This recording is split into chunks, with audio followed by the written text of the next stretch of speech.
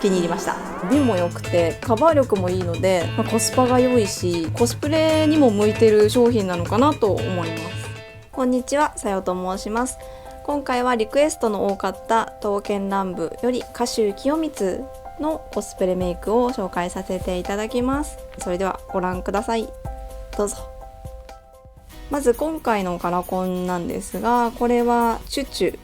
グリッターというもののポムレットという色を使っています。赤がちょっと深い、発色が良すぎる赤ではなくて、ちょっともう瞳に馴染むような赤を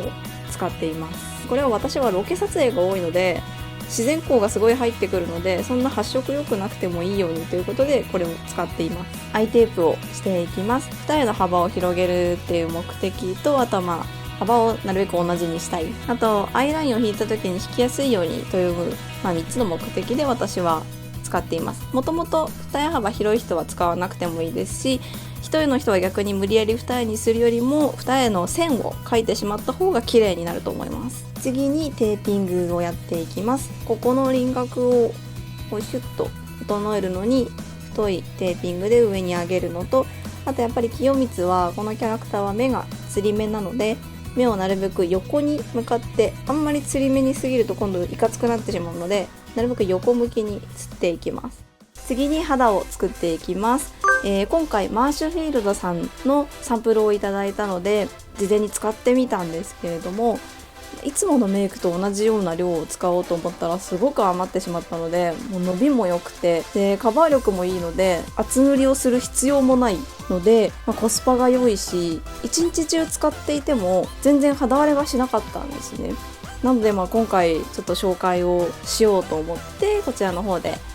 使わせていただいてます。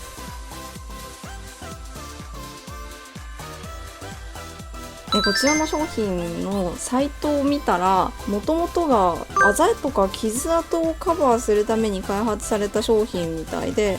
オイルクレンジングでも簡単に落とせるっていう。でも確かにカバー力もあるし、もう崩れたりとかほうれい線に入ってたりとかっていうこともなかったので、コスプレにも向いてる商品なのかなと思います。カラーバリエーションも豊富で、それぞれの色を混ぜて使ってもいいですし、もうその時の肌の状態によって単色でもいいし、いろいろなコスプレにも対応できると思います。では実際に使っていきたいと思います。今回清光の肌が明るめだというのと、あと私のクマがちょっと目立つのでインナーカラーのオレンジ色を塗っていきます。肌色のクリームファンデをいきなり塗っても全然大丈夫だとは思うんですが、クマの部分ですね、本当もう1ミリぐらいの玉ぐらいの大きさを 3,4 滴のせていただいて、本当に伸びがいいので、今回私が界面スポンジを使わせていただいてるのもあってものすごく伸びるんですね。なので足りないかもっていうぐらいの量で全然大丈夫だと思います。で今回界面スポンジを使わせていただいて、水を